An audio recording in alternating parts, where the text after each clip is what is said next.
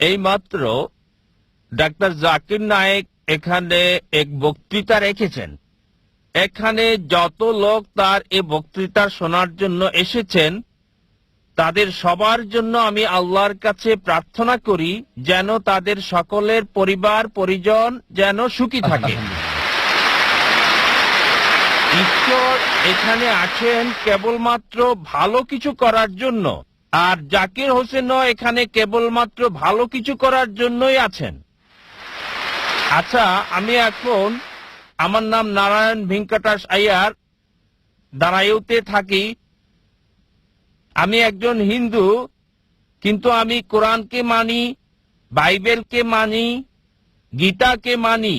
আমি সবাইকে সমান মনে করি, কিন্তু আমি ডাক্তার সাহেবকে এটা জিজ্ঞেস করতে চাচ্ছি যে শেখ, সৈয়দ, মোল্লা, পাঠান নাম কেন রেখেছে? ব্রাহ্মণ, ক্ষত্রিয়, চণ্ডাল, শূদ্র নাম কেন রেখেছে? এটার উত্তর এখনই চাচ্ছি।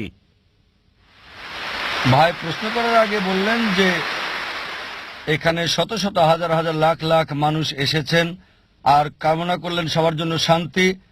তারপর বললেন যে ডাক্তার জাকির নায়েক এখানে এসেছেন ভালো কথা বলতে, আর প্রশ্ন করলেন যে আপনি হিন্দু, তবে কোরআন পড়েছেন, বিশ্বাস করেছেন, বাইবেলও বিশ্বাস করেন, বেদও বিশ্বাস করেন, আর প্রশ্ন করলেন যে কেন এই সব পাঠান, শেখ, মোল্লা, ব্রাহ্মণ, ক্ষত্রিয় ইত্যাদি। এখন আপনার প্রশ্নের ব্যাপারে বলি, কেন এই সব পাঠান, শেখ, মোল্লা? এগুলো পারিবারিক নাম।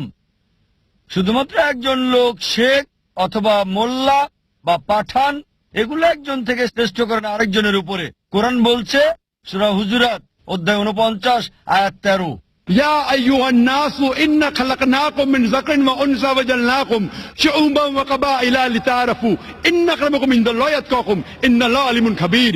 হে মানব জাতি, আমি তোমাদের সৃষ্টি করেছি এক জোড়া পুরুষ এবং নারী থেকে, আর জাতি এবং গোত্রে বিভক্ত করেছি যাতে করে একে অপরকে চিনতে পারো, একে অপরকে ঘৃণা করবে না। সেই বেশি সম্মানিত আল্লাহ সুবহানাহু ওয়া তাআলার কাছে যার রয়েছে তাকওয়া। বিচারের মাপকাঠি আল্লাহ সুবহানাহু ওয়া তাআলার কাছে। এটা লিঙ্গ না, জাতি না, বর্ণ না, বয়স না, সম্পদ না, সেটা তাকওয়া, খোদাভীরুতা আর সৎকর্ম। কেবল একজন মোল্লা বা খান পরিবার বা শেখ পরিবারে জন্মগ্রহণ করলেই সে জান্নাতে যাবে না। তাকে জান্নাতে নিয়ে যাবে তাকওয়া, সৎকর্ম, ন্যায়পরায়ণতা। এটাই ইসলামিক দৃষ্টিভঙ্গি। আর হিন্দু দর্শনে বেদ বলছে সর্বশক্তিমান ঈশ্বর মাথা থেকে সৃষ্টি করেছেন ব্রাহ্মণ, বুক থেকে ক্ষত্রিয়। ব্রাহ্মণরা উঁচু জাতের, ক্ষত্রিয়রা যোদ্ধা জাতি। ঈশ্বর পেট থেকে সৃষ্টি করেছেন বৈশ্যদের, মানে ব্যবসায়ী জাতি, আর পা থেকে শূদ্রদের, সেটা চাকর শ্রেণী মানে দাস। এটাই বেদের ধারণা। ইসলামে জন্মের ভিত্তিতে কেউ উত্তম বা অধম না। ইসলামে কোনো বর্ণ প্রথা নেই, এটা আছে হিন্দু ধর্মে। আর এ ব্যাপারে বিস্তারিত জানতে আমার ভিডিও ক্যাসেট দেখতে পারেন, ইসলাম এবং হিন্দু ধর্মের সাদৃশ্য। এবার আসি আপনার প্রশ্নের প্রথম অংশে। আপনি বলেছেন কোরআনে বিশ্বাস করেন, বাইবেলে বিশ্বাস করেন, বেদে বিশ্বাস করেন। আমি লোকজনকে বলি অন্তত একটা বইকে মানেন 100% ঈশ্বরের বাণী বলে, 2, 3 বা 4টা না, অন্তত একটা বই। তাহলে খ্রিস্টানরা বলবে আমরা বিশ্বাস করি বাইবেল 100% ঈশ্বরের বাণী, হিন্দুরা বলবে আমরা বিশ্বাস করি বেদ 100% ঈশ্বরের বাণী, মুসলিমরা বলবে আমরা বিশ্বাস করি কোরআন 100% ঈশ্বরের বাণী। আপনি মাশাআল্লাহ 3টাতে বিশ্বাস করেন। আপনি কি জানেন অনেক সাংঘর্ষিক বিষয় আছে কোরআন, বাইবেল আর বেদে? সেগুলোকে বাদ দেন। আমি আপনাকে বলছি কমপক্ষে যেগুলো কমন সেগুলো মানেন। কমপক্ষে যেগুলো কমন বেদে, বাইবেলে, কোরআনে যেগুলো বিশ্বাস করেন সেগুলোই আপনি মানেন। এই সব গ্রন্থে বলছে যে ঈশ্বর কেবলমাত্র একজন। ঈশ্বরের কোনো প্রতিমূর্তি নেই, তার কোনো মূর্তি নেই, তার কোনো ছবি নেই। বলা হয়েছে বাইবেলে বুক অব ডিউটেরোনমি অধ্যায় 6 অনুচ্ছেদ 4, মুসা আলাইহিস সালাম বলেছেন, شما إسرائيل أدنى هنزل نيخد শোনো হে ইসরায়েলবাসী, ঈশ্বর, আমাদের ঈশ্বর কেবল একজন। যদি হিন্দু গ্রন্থ পড়েন, এটা উল্লেখ আছে ছান্দোগ্য উপনিষদ অধ্যায় 6 অনুচ্ছেদ 2 পরিচ্ছেদ 1। Ekam evidityam. ঈশ্বর কেবল একজন, দ্বিতীয় কেউ নেই। এটা আছে শ্বেতাসূত্র উপনিষদ অধ্যায় 4 অনুচ্ছেদ 19, যজুর্বেদ অধ্যায় 32 অনুচ্ছেদ 3। Na tasya pratima asti. সর্বশক্তিমান ঈশ্বরের কোনো প্রতিমা নেই। প্রতিমা সংস্কৃত শব্দ মানে প্রতিমূর্তি, ফটোগ্রাফ, পেন্টিং, ছবি, প্রতিচ্ছবি, ভাস্কর্য, মূর্তি। সর্বশক্তিমান ঈশ্বরের কোনো ফটোগ্রাফ নেই, সর্বশক্তিমান ঈশ্বরের কোনো ছবি নেই, সর্বশক্তিমান ঈশ্বরের কোনো প্রতিচ্ছবি নেই, কোনো পেন্টিং নেই, কোনো ভাস্কর্য নেই, কোনো মূর্তি নেই, কোনো ভাস্কর্য নেই, কোনো রূপরেখা নেই, কোনো স্ট্যাচু নেই। কোরআন একই কথা বলছে সূরা ইখলাস অধ্যায় 112 আয়াত 1 থেকে 4। Qul wallahu ahad, Allahu samad, lam yalid wa lam yulad wa lam yakul lahu kufuwan ahad. বলো তিনি আল্লাহ এক এবং অদ্বিতীয়, স্বয়ং সম্পূর্ণ, চিরস্থায়ী, কাউকে জন্ম দেননি, কখনো জন্ম নেননি, আর কোনো কিছু তার মতো না। আপনাকে জিজ্ঞেস করছি, আপনি কি এক ঈশ্বরে বিশ্বাস করেন? আপনি কি বিশ্বাস করেন এক আল্লাহতে? আমি এখনো ভগবান একজন বলে মনে করি। আপনি কি মূর্তি পূজায় বিশ্বাস করেন? ब्रह्म सत्यम जगन मिथ्या जीवो ब्रह्म ना परः। আপনি মূর্তি পূজা মানেন কি না? না, এটা কি? মূর্তি পূজা? আমি মূর্তি টুর্তি মানি না, মাশাআল্লাহ, মাশাআল্লাহ। আমি রূপরেখা মানি না। ভাই এক ঈশ্বরে বিশ্বাস করেন, মূর্তি আমি পূজা বিশ্বাস করেন না? আমি আল্লাহ বললে বললে পাপ মুছে যায়, লা বললে পাপ আসার সুযোগ পায় না, তার নামই হলো আল্লাহ। এটা আপনার দেওয়া সংজ্ঞা, পুরো সংজ্ঞা এটা না। রা বললে পাপ মুছে যায়, মা বললে পাপ আসার সুযোগ পায় না, তার নামই হলো রাম। রাম কোনো মানুষের নাম নয়, মানুষের আকার আকৃতি নয়, আকার আকৃতিওয়ালা কোনো কিছু ঈশ্বর নয়। ঈশ্বর শুধুমাত্র বিশ্বাস, আস্থা, এক সত্য। একটা উদাহরণ, দৃশ্যমান কোন ঈশ্বর কেবলমাত্র শান্তির কথা বলে। আপনি এক ধরনের ঈশ্বর, ডাক্তার জাকির হোসেন এক ধরনের ঈশ্বর, যার আহ্বানে এত লোক এসেছে। আপনি যা বললেন আপনার বেদে লেখা আছে, ঋগ্বেদ বুক নাম্বার 1 হিম নাম্বার 164 অনুচ্ছেদ 46। Ekam sat, vipra bahuda vedante. ঈশ্বর এক, সত্য এক, তবে জ্ঞানীরা তাকে ডাকেন বিভিন্ন নামে।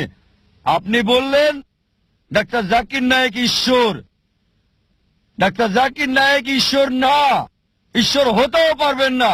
আমি ঈশ্বরের সৃষ্টি, আমি আল্লাহর বান্দা, আমি আব্দুল্লাহ, আমি আল্লাহ না।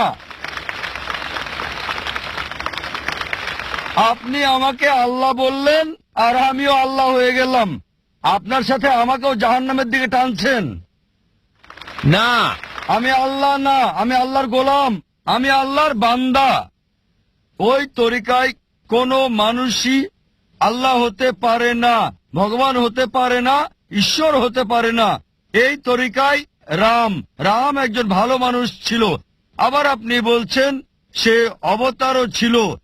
অবতার মানে মানে খোদা কর্তৃক প্রেরিত, কিন্তু খোদা না, খোদা প্রেরিত। আপনি আবার বলছেন, যদি বলেন যে রাম হচ্ছে অবতার, এবং মানে সর্বশক্তিমান ঈশ্বর প্রেরিত, এটা বললে আমার কোনো আপত্তি নেই। যদি বলেন রাম আল্লাহর নবী, হতেও পারে আবার নাও হতে পারে, কারণ আমাদের নবীজি মুহাম্মদ সাল্লাল্লাহু আলাইহি ওয়াসাল্লাম বলেছেন 1,24,000 নবী এই পৃথিবীতে এসেছেন। কোরআনে শুধু 25 জনের নাম উল্লেখ করা আছে। রাম হতে পারে ঈশ্বরের নবী, হতে পারে আবার নাও হতে পারে, নিশ্চিত বলতে পারি না। তবে রাম যদি নবী হয়েও থাকে, কৃষ্ণ যদি নবী হয়েও থাকে, তাকে পাঠানো হয়েছিল শুধু সেই সময়ের সেই লোকদের জন্য। এখন সমগ্র মানব জাতি, হোক সে ইন্ডিয়ার, হোক সে আমেরিকার, হোক কানাডা, হোক ইউকে, হোক সৌদি আরবে, তাদের মানতে হবে সর্বশেষ এবং চূড়ান্ত নবী মুহাম্মদ সাল্লাল্লাহু আলাইহি সাল্লামকে। আমি বলছি না, এটা বলছে আপনার গ্রন্থ। আপনার গ্রন্থ পড়ে দেখেন, ভবিষ্য পুরাণা পর্ব 3 খণ্ড 3 অধ্যায় 3 শ্লোক 5 থেকে 8, ভবিষ্য পুরাণা পর্ব 3 খণ্ড 3 অধ্যায় 3 শ্লোক 10 থেকে 27 নবীজি মুহাম্মদ সাল্লাল্লাহু আলাইহি ওয়াসাল্লাম সম্পর্কে বলছে। অথর্ববেদ বুক নাম্বার 20 হিম নাম্বার 127 অনুচ্ছেদ 1 থেকে 14, অথর্ববেদ বুক নাম্বার 20 হিম নাম্বার 21 অনুচ্ছেদ 6, অথর্ববেদ বুক নাম্বার 20 হিম নাম্বার 21 অনুচ্ছেদ 7, ঋগ্বেদ বুক নাম্বার 1 হিম নাম্বার 53 অনুচ্ছেদ 9 নবী মুহাম্মদ সাল্লাল্লাহু আলাইহি ওয়াসাল্লাম সম্পর্কে বলছে। তাকে বলা হয়েছে আহমদ। আহমদ মানে যে প্রশংসা করে, প্রশংসাকারীকে বলা হয় আহমদ। আহমদ নামে তার উল্লেখ আছে। যদি পড়েন সামবেদ উত্তরচিক মন্ত্র নাম্বার 1500, সামবেদ ইন্দ্রা অধ্যায় নম্বর 2, মন্ত্র নম্বর 152, যজুর্বেদ অধ্যায় নম্বর 31, অনুচ্ছেদ নম্বর 18, ঋগ্বেদ বুক নম্বর 8, হিম নম্বর 6, মন্ত্র নম্বর 10, অথর্ববেদ বুক নম্বর 8, হিম নম্বর 5, মন্ত্র নম্বর 16, অথর্ববেদ বুক নম্বর 20, হিম নম্বর 126, অনুচ্ছেদ 14। তাকে বলা হচ্ছে আহম্মদ, বলা হচ্ছে নরসংসা।